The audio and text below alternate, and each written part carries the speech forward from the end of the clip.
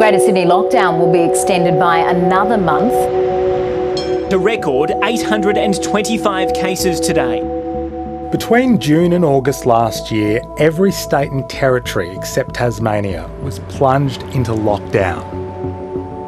The threat is specifically coming from the Delta variant. Pretty much every part of Melbourne now has positive cases within it. Most adults in Australia then were not double vaccinated against COVID. With the country's vaccine rollout moving at a snail's pace. That's why Australia has to have these lockdowns. With Moderna still weeks away and Pfizer stocks limited, Australia only had enough supplies of one vaccine, AstraZeneca. But the nation's vaccine advisory group had been warning Australians under 60 against getting AZ because of its rare clotting side effect. It's almost a sense now of the Hunger Games, of people chasing vaccine. We are days away from running out of Pfizer. More or less every aspect of the vaccine rollout went wrong. By late August, at least 1.5 billion doses of Pfizer and Moderna's mRNA vaccines had been shipped worldwide, but fewer than 10 million Pfizer jabs had gone into arms here. The shortage had its origins in the previous year, 2020. Countries including the US and UK started announcing deals with Pfizer in July of that year. Pfizer was eager to work up a deal with Australia too, but the government didn't sign an agreement for another 4 months, until November. Every vaccine that we have purchased, we have secured at the earliest possible time. We had a narrow range, and when things went wrong, we had nowhere to go. The Health Minister's office says Australia now has among the highest vaccination rates in the world and one of the lowest COVID-19 death rates, and says these are the ultimate tests of success. The question remains, why did Australia decide against buying a wider portfolio of vaccines for so long? In particular, vaccines based on mRNA technology, like Pfizer and Moderna.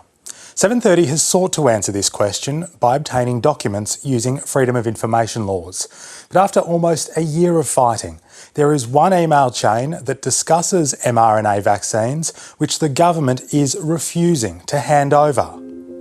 This is all the Health Department has released to 730.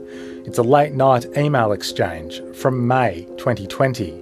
The Health Minister, Greg Hunt, and the then Chief Medical Officer, Brendan Murphy, exchange emails.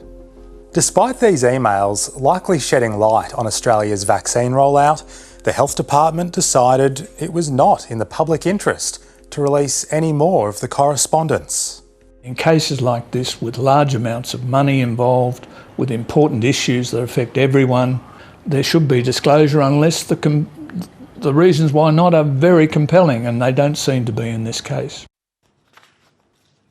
As lawyer and freedom of information advocate Peter Timmins explains, there is a public interest test that government departments need to apply when deciding whether to release info like this. Is there a public interest that is strong and requires it to be disclosed?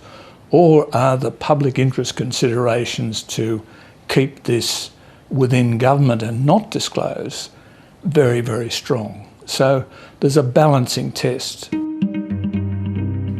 These are just some of the excuses the departments used not to release the emails.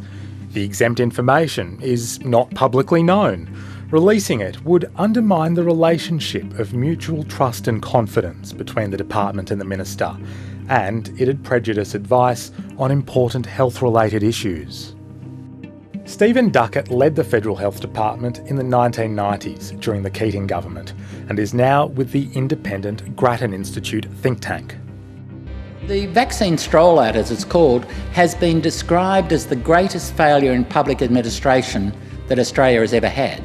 So we've got to learn what went wrong and how to prevent that happening again.